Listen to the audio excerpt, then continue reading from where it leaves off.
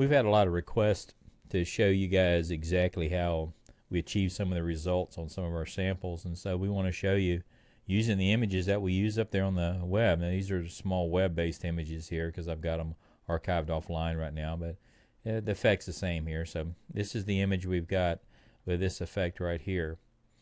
There's the before. You can see that's the image there, and then here's the after. And so we want to achieve this effect here. We're going to show you how to do that really quick in Portraiture.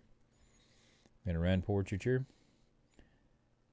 You can see I already came in and I made some changes here to the settings to do it. Basically, I'm just going to default it back, so I won't be cheating on there. In default, you can see it's nice and even and smooth all the way around there as it is. So what we're going to do is we're going to grab that first cursor here, the pick mask color. This is the first cursor to select the first color range. And then we're going to walk the cursor around in this edge here. And the reason we're walking around that edge, because you remember in the before over in here, if we look at it, we've got a pretty kind of hard tonal transition coming over in here like that. So what we're doing is we're going to select this edge area like this, and we're going to see if we can kind of make that area actually look the dark areas is what's going to be in the mask. We click on it, and then we're going to come down here. We're going to grab our brightness, and we're going to bring it down almost down to the end, and then we're going to bring our contrast up. And immediately you see the difference between these two. You see these shadow areas start to kind of come in and give it some more dimension and wrap there. So it's a real easy way right there of just getting some dimensionality to an otherwise flat image. Is you just come along and just select some nice areas that are got a good transition to them, and then just pull the brightness down, the contrast up. Now if we want to give it that look that we've got over here in this image right here, all we really have to do is turn off the skin tones mask and then just pull the warmth slider down. And as you see there, there's the effect right there. So it's that simple. We just set that booger back to default.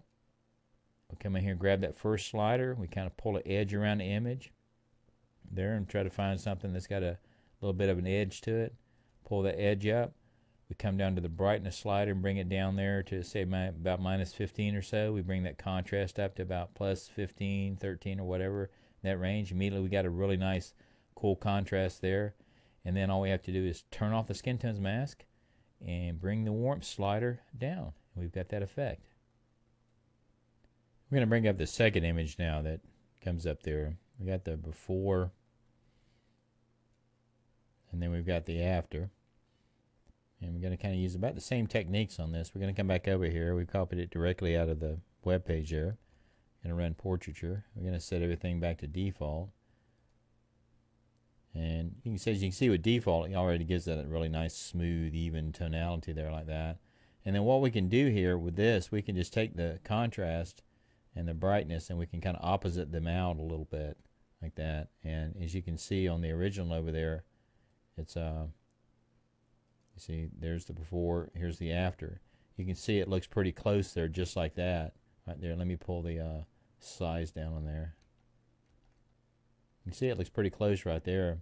So that's a pretty easy one to do there. It's a little, we got a little bit more going on here. And really what we got going on here is that we're actually smoothing everything out without using the skin tone mask. So all you really do is just turn that off. And then once we go back over and look at that original on there, you notice it's a little bit brighter in here. So we can pull a little bit of warmth up into it and pull a little bit of the yellow tint in there, and we can also bring that kind of brightness up a little bit on it.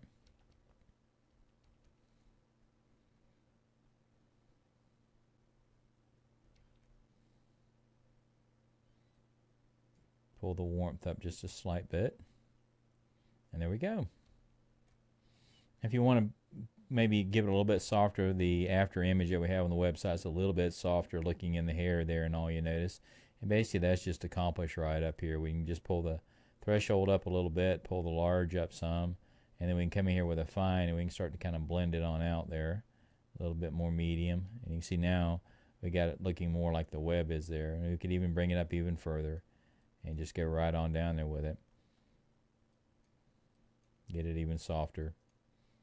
We're just getting a little bit more effect on here than was on the website. The website was actually a full blown image that was actually taken and you know, resized down for the web. But you get the gist of the idea here is that we start off with a default on this image, and then all we do is we just kind of pull the brightness down a little bit, and we bring the contrast up on it just a little bit, and then we can turn off the skin tones mask again to kind of give it an even smoother effect to it.